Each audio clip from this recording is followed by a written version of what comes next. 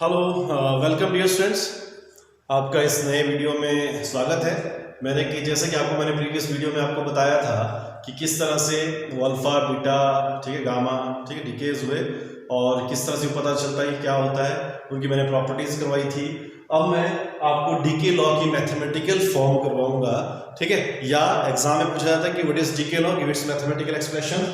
या आपको ये पूछा जाता है कि show that n is equal to n naught e की power minus lambda t. Clear है।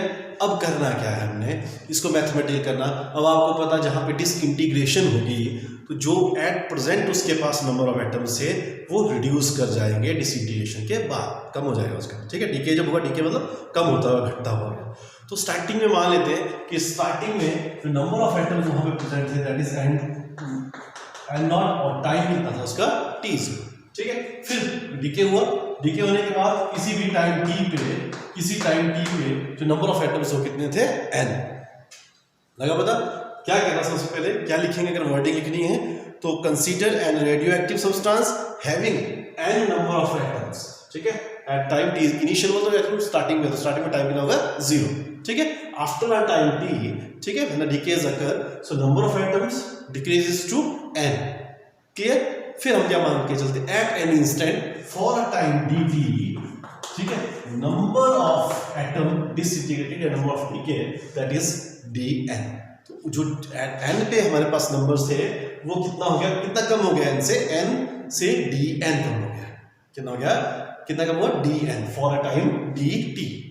क्लियर है। अब मतलब क्या हुआ यहाँ पे कि जो रेट ऑफ डिसइंटीग्रेशन हुआ, क्या हुआ, rate of disintegration minus dn over dt। इस रेट के साथ वहां पे जो नंबर्स थे वो क्या हुए, डीके हुए, डिसइंटीग्रेशन वहां पे हुए। So r is equal to minus dn over dt। Clear है। लेकिन जो लॉ है, डीके लॉ था, उसके अनुसार क्या होता है कि जो रेट ऑफ डिसइंटीग्रेशन है, ठीक है, जो रेट ऑफ डिसइंटीग्रेशन है, it is always directly proportional to the number of the atoms present at that time. So according to the law, minus dn over dt is directly proportional to n, is directly proportional to n, ठीक है। ये क्या हो गया, आप लिखोगे यहां पे according to decay law minus dn over dt is directly proportional to n। Clear है, क्या हो गया, समझ नहीं आता, समझ गए। डीके लॉ में क्या था कि जो रेट ऑफ डिसइंटीग्रेशन होगा, it is always directly proportional to the number of the atoms present at that time. Clear है। बस इतना सा वर्डिंग लिखना, उसका सिंपल मैथमेटिक्स इसके बाद, ठीक है। क्या मैथ है, सिंपल। आपने ये कर दिया। अब यहां से क्या करें, वो कांस्टेंट ऑफ प्रोपोर्शनैलिटी लिखे यहाँ पे, that is equal to kn, ठीक है। क्या होता है, kn, और कई बुक्स में क्या लिखा है यहाँ पे, लैम्डा, जो आपको ठीक लगता है, लैम्डा। क्योंकि हम यहाँ पे प्रूव कर रहे हैं इसको लैम्डा, तो मैंने क्या लिया यहाँ पे, lambda minus dn over dt is equal to lambda into n. Here lambda is called decay constant or disintegration constant. क्या बोलते हैं लैम्डा को, decay constant या disintegration constant। मेंशन करना, लिखना है आपने, where lambda it is equal to constant of proportionality, it is called a decay constant या क्या बोलते हैं इसको, disintegration। क्या बोलते हैं इसको, disintegration constant। क्या बोलते हैं, डिसइंटीग्रेशन कांस्टेंट। क्लियर। फिर इसके बाद क्या करना हमें, ठीक है, क्या करते हैं मैथ में, सिंपल सा, सेम टर्म एक side, minus dn over n is equal to lambda into dt, minus sign यहां से इधर ले जाए, ठीक है। तो कितना बना है, dn upon n is equal to minus lambda into dt। Clear है। फिर क्या लिखा आपने, इंटीग्रेटिंग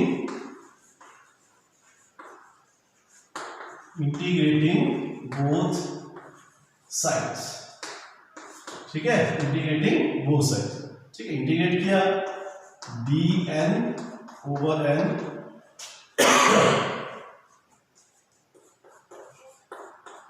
ठीक है, इस तरह से आगे। जब हम इसको इंटीग्रेट करते हैं, 1 अपॉन, पता है आपको, जिससे वेरी करता कर नीचे आ जाए, that becomes log e n is equal to minus lambda t plus constant of integration. क्या हो गया? Plus constant of integration. अब हमें कांस्टेंट ऑफ इंटीग्रेशन निकालना है by applying the initial condition. By applying the initial condition that is for time t is equal to 0 n becomes n naught. ये condition हमें यहाँ पुट करनी। So it becomes log e n naught is equal to minus t 0 plus c। So log e n naught is equal to c। फिर ये value हमने यहाँ पे put करनी है। कहाँ पे पुट करनी है? ठीक है, कहाँ पे पुट करनी है अपनी वैल्यू? इस वाली equation. So it becomes log e n is equal to minus lambda t plus log e n naught. ठीक है, अभी log एक साइड ले आए, log e n minus log e n naught is equal to minus lambda t. ठीक है, इसको combine करें, log है माइनस है, so it becomes n naught is equal to minus lambda t. Clear है? इसके बाद क्या करना है हमने? ये हो गया, इसे कंबाइन कर लिया। अब नाउ इस लॉ को खत्म करना है। क्या करना है? इस लॉ को खत्म करना है। Not taking exponential both side. Exponential से लॉ क्या हो गया? खत्म हो गया। So it becomes n is equal to n naught और exponential e minus lambda t. So n is equal to n naught e minus lambda t. Clear है? So this is the required equation which we have to prove. हमने ये कर दिया। Clear है? इस equation को क्या बोलते हैं हम? Exponential decay equation. क्या बोलते हैं इसको? Exponential decay equation. क्लियर है? नेक्स्ट कैसे पूछा जा सकता है। हो गया याद है? अब हम कई बार हमें बोलते हैं कि ये जो डीके हमने क्या लिया था, जो लैम्डा जो लिया था हमने, क्या लिया था? डीके कांस्टेंट या डिसइंटीग्रेशन कांस्टेंट है, इसकी वैल्यू निकालें। ठीक है, तो हम इसकी वैल्यू भी निकाल सकते हैं। तो पहले हम इसकी वैल्यू निकालते हैं। क्या होगी, किस तरह से होगी इसकी value? n is equal to n naught e minus lambda t. Clear है? अब यहाँ पे क्या करना? अब कितना टाइम होता है उसमें? Let and time t is equal to 1 upon lambda. मतलब टाइम जो था उसका, जो रेसिप्रोकल जो हम लेंगे, जो रेडियोएक्टिव डीके कांस्टेंट जो था, it is a reciprocal of the time during which the number of nuclei is the radioactive substance. ठीक है, कितने रिड्यूस किए? हम क्या करेंगे? अब इसकी वैल्यू यहाँ पर कर दें। n is equal to n naught e minus lambda into 1 upon lambda से lambda cancel. So n naught e minus 1। n is equal to n naught e minus 1। ठीक है, तो अब ये e माइनस 1 हो गया, तो हम इसको किस तरह से कर सकते हैं? So it becomes n naught upon e। n is equal to n naught upon e। ठीक है, अब ये कितना होगा इसकी वैल्यू? इट इज इक्वल टू, ठीक है, इसकी वैल्यू आती इसकी वैल्यू कितनी है? 2.718। कितना हो जाएगा? 2.718। ठीक है, ये किसकी वैल्यू है? e की वैल्यू। तो फिर अब इसमें क्या करेंगे? जब सॉल्व करेंगे, डिवाइड करेंगे। ठीक है, तो 1 को डिवाइड करना 2.7 से, सो इट बिकम्स 0.68। ठीक है, n नॉट।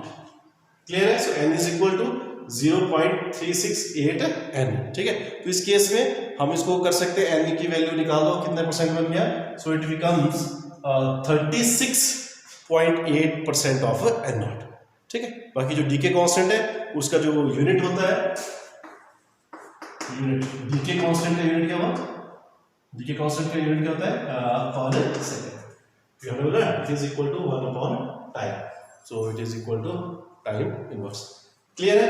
तो इसके बाद हम बात करते हैं हाफ लाइफ पीरियड। किसकी करेंगे? Half life period. Half life क्या होता है? पता है? हाफ से मतलब क्या हुआ? हाफ, आधा। ठीक है, जब किसी की लाइफ क्या हो जाए, हाफ हो जाए, उसे क्या लेंगे हम? Half life. तो यहाँ पे डीके में क्या हुआ कि जब वो डीके कर करके जो इनिशियल वैल्यू क्या रह जाए, हाफ रह जाए, उसे क्या बोलेंगे? Half life. It is a time eight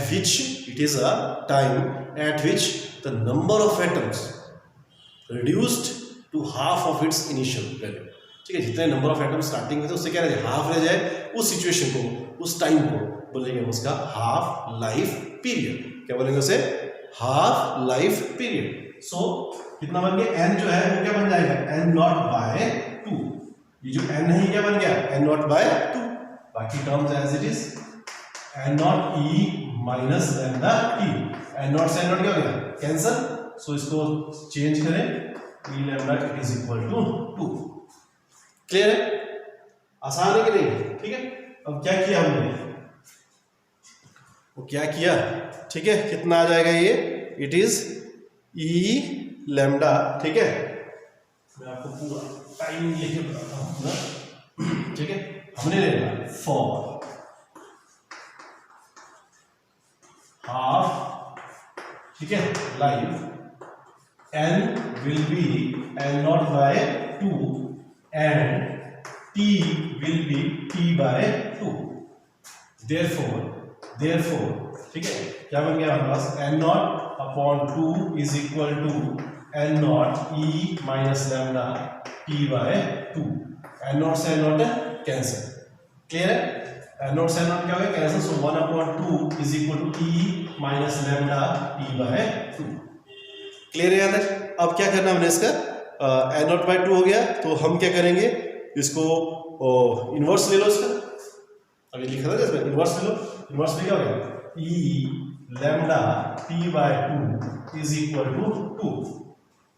clear है? फिर हम क्या करेंगे इसमें एक्सपोनेंशियल खत्म करना, टेकिंग लॉग बोथ साइड, ठीक है, क्या करेंगे